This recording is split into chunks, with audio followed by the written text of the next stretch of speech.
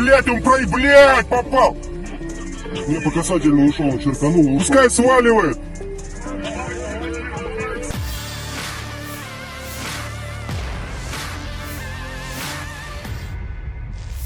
Media sosial diramaikan dengan rekaman pertempuran tank Rusia dan peluncur granat alias RPG Ukraina.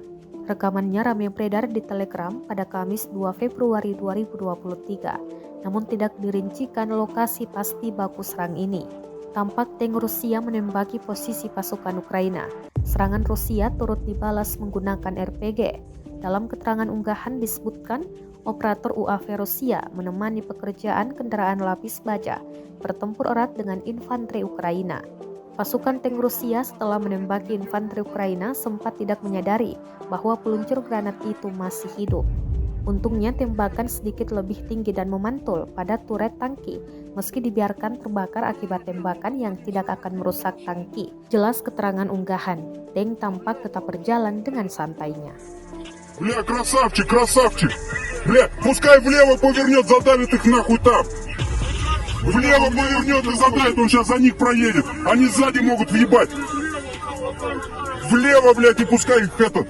Влево поворачивает прямо. И в лесопосадку дает. Заведите за них.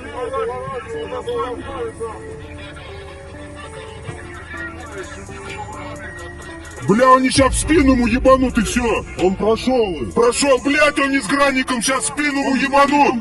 Блядь.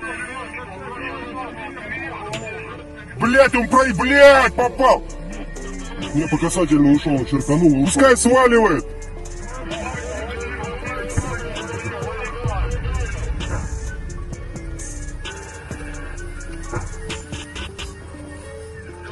Ему надо было просто на них наехать там нахрен.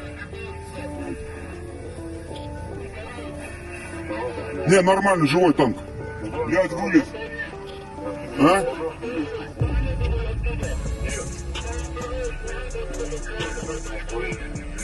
Это они все засели там внутри.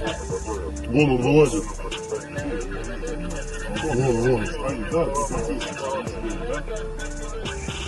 Hampir setahun Rusia melaporkan secara total 381 pesawat Ukraina, 206 helikopter, 3001 kendaraan udara tak berawak, 402 sistem rudal anti pesawat dieliminir sejak awal operasi khusus.